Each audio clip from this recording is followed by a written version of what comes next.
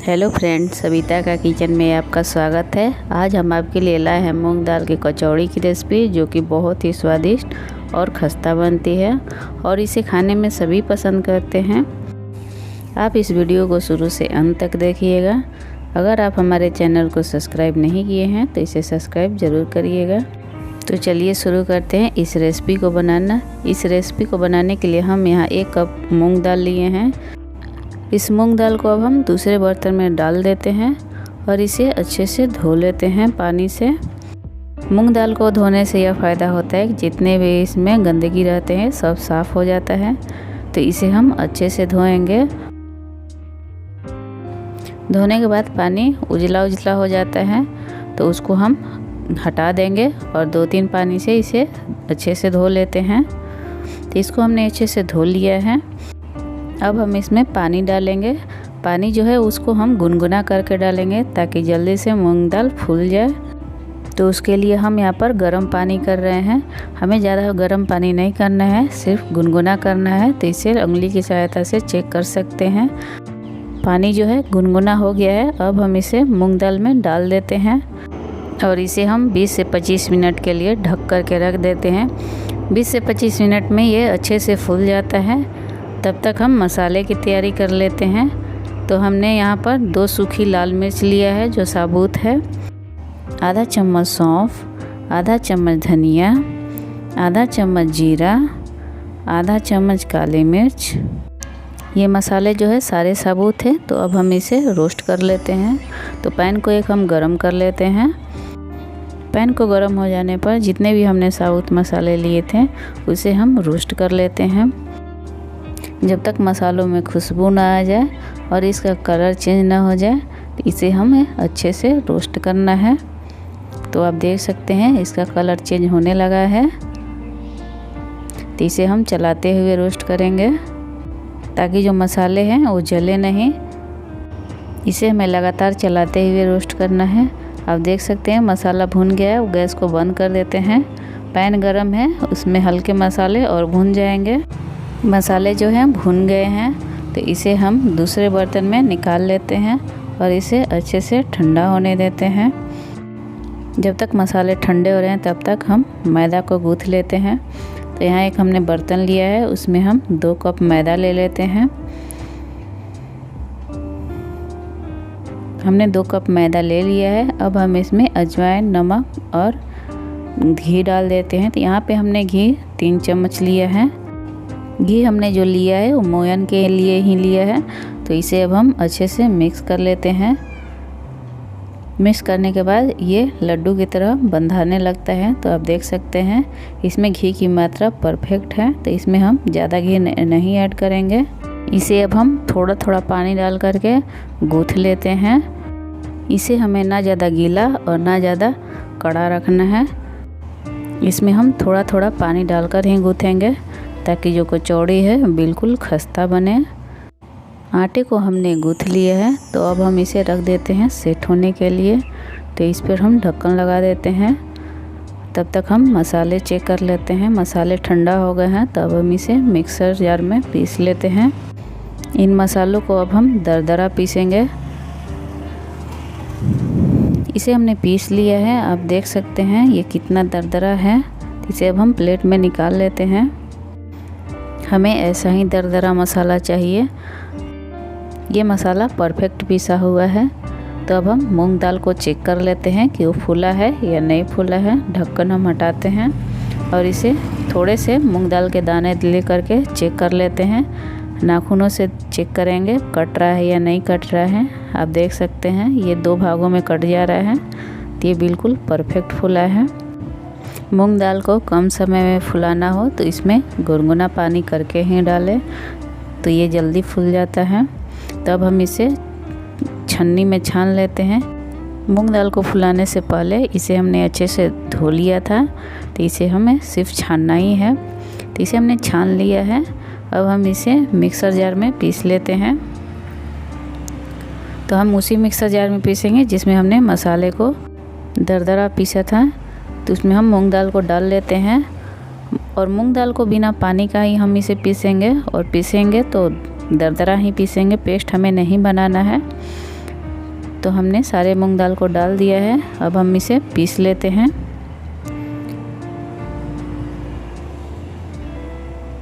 हमने मूंग दाल को पीस लिया है।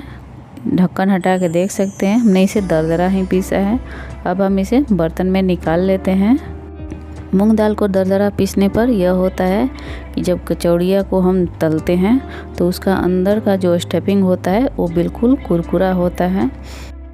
इसे हमने बर्तन में निकाल लिया है। अब हम इसे फ्राई कर लेते हैं। तो फ्राई करने के लिए हम यहाँ पर पैन को गरम कर लेते हैं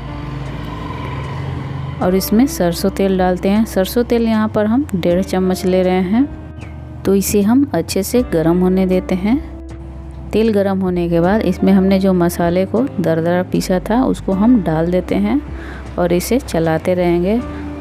गैस का फ्लेम हमने लो रखा है। अब हम इसमें हींग डाल देते हैं और चलाते रहेंगे ताकि हमारे मसाले जले नहीं। पहले से भी ये मसाले भुने हुए हैं। तो इसमें अब हम पीसी हुई मूंग दाल डाल देते हैं और इसे अच्छे से मिक्स कर लेते हैं। गैस का फ्लेम जो है मीडियम से लो ही हमने रखा है और इसे अच्छे से चलाते हुए भून लेते हैं। मूंग दाल को भूनने पर ये पैन में चिपकता है, तो इसे हम चलाते रहेंगे। तो यहाँ पर अब हम डाल देते हैं कुछ मसाले। 1/4 चम्मच हल्दी पाउडर, आधा चम्मच धनिया पाउडर, आधा चम्मच आमचूर पाउडर और आधा चम्मच कसूरी मेथी और नमक डाल देते हैं और इसे अच्छे से मिक्स कर लेते हैं। इसमें आप कसूरी मेथी ज़रूर डालें। मूंग दाल की कचौड़ी में कसूरी मेथी का टेस्ट बहुत ही अच्छा आता है। यहाँ पर हमने लाल मिर्च पाउडर नहीं डाला है क्योंकि जब हम मसाले रोस्ट कर रहे थे तब हम उसमें 2 लाल मिर्च डाल चुके थे। तो आप ज़्यादा तीखा खाना पसंद करते हैं तो इसमें आप डाल सकते हैं। ये अच्छे से भुन गया है और पैन में भी नहीं चिपक रहा है। तो यहाँ पर अब हम गरम मसाला डाल देते हैं आधा चम्मच और इसे भी अच्छे से मिक्स कर लेते हैं। इसे भुन जाने पर इसकी खुशबू बहुत ही अच्छी आ रही है। इसे धीमी आंच पे थोड़ा देर और भून लेते हैं। ये भून चुका है। अब हम गैस को बंद कर लेते हैं और इसे रख देते हैं ठंडा होने के लिए। जब तक ये ठंडा हो रहा है तब तक हम मैदे को गूँथ लेते हैं। हमने मैदे को पहले भी गूँथा था तो हमें ज़्यादा नहीं इसे गूँथना है, हम थोड़ा ही देर गूँथेंगे। मैदा को गूँथने से यह फ़ायदा होता है कि कचौड़ियाँ जो होती है वो बिल्कुल फूली फूली होती है और खस्ता बनती है। मैदे को हमने गूँथ लिया है। अब हम इसकी लोइयाँ तोड़ लेते हैं। तो लोइयाँ हम नींबू के आकार का तोड़ लेते हैं। लोइयों को हमने तोड़ लिया है। अब हम इसको हाथों से चिपटा करके इसे हम बेल लेते हैं बेलन की सहायता से। हमें रोटी इतना बड़ा नहीं बेलना है, छोटा ही बेलते हैं। इसे हमने बेल लिया है। तो अब हम इसे 1 चम्मच स्टफिंग भर लेते हैं। आप देख सकते हैं कि स्टफिंग हम कैसे भर रहे हैं। तो ऐसे ही भर करके और जो ऊपर वाला आटा बच जाता है उसको हम निकाल लेते हैं और इसे हम हल्के हाथों से चिपटा करेंगे। फिर बेलन की सहायता से इसे हम बेल लेते हैं। इसे हम पूरी इतना बराबर बेलेंगे। इसमें हम सूखा आटा लपेट करके बेल लेते हैं ताकि चकले में ये सटे नहीं। इसे हम दोनों तरफ से पलट करके बेल लेते हैं। आप देख सकते हैं कचौड़ी को हमने बेल लिया है। इसी तरह एक कचौड़ी और बेल करके हम दिखा देते हैं आपको। तो इसको हटा देते हैं और दूसरी कचौड़ी बनाने की तैयारी करते हैं। स्टफिंग भरने के लिए हम यहाँ पर मैदा को मोटा ही बेलते हैं। तो हमने इसे बेल लिया है। अब हम इसमें स्टफिंग भर लेते हैं। आप देख सकते हैं हम स्टफिंग को कैसे भर रहे हैं। तो इसके हम आटे निकाल लेते हैं। अब इसे हमने भर लिया है। अब हम इसे हाथों से हल्का प्रेस करके और सूखा आटा लपेट करके इसे हम बेल लेते हैं हल्के हाथों से। दोनों तरफ पलट के ही बेल लेते हैं। इसी तरह हम जितने भी लोई तोड़े हैं उन सबको स्टफिंग भर करके इसी तरह हम सब बेल लेते हैं। इन सबको हमने बेल लिया है। अब हम कढ़ाई को गरम करते हैं और उसमें सरसों तेल डालते हैं। आप चाहे तो रिफाइंड तेल में भी तल सकते हैं। मैं यहाँ सरसों तेल डाल रही हूँ। इसमें एक छोटा सा आटे के लोई डालेंगे और चेक करेंगे ये गर्म हुआ है या नहीं। ये गर्म हो गया है। अब हम इसमें कचौड़ी डाल देते हैं तलने के लिए। तो इसे हम किनारे से कलछी से दबाते हुए कचौड़ी के ऊपर तेल डालते रहेंगे। आप देख सकते हैं कचौड़ी जो है फूल गया है, तो इसको पलट देते हैं। दोनों तरफ से हमें हल्का लाइट ब्राउन होने तक तलना है।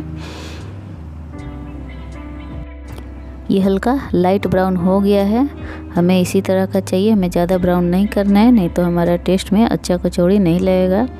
तो एक और कचौड़ी हम तल के दिखा देते हैं आपको। आप इसे एक से ज़्यादा भी कचौड़ियाँ तल सकते हैं। यहाँ पर हम पहले एक कचौड़ी डालेंगे, उसके बाद फूलने पर दूसरी कचौड़ी डालेंगे। दूसरी कचौड़ी फूल जाए तब तीसरी कचौड़ी डालेंगे, वो भी फूल जाता है। तो इसी तरह हम सारे कचौड़ियों को तल लेते हैं और एक एक करके ही निकालेंगे।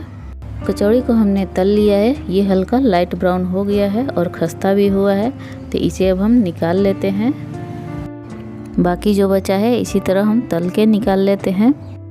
हमने कचौड़ियों को तल लिया है, ये बहुत ही टेस्टी और खस्ता बनी है। इसे हम एक तोड़ के भी आपको दिखा देते हैं कि ये कितनी खस्ता बनी है।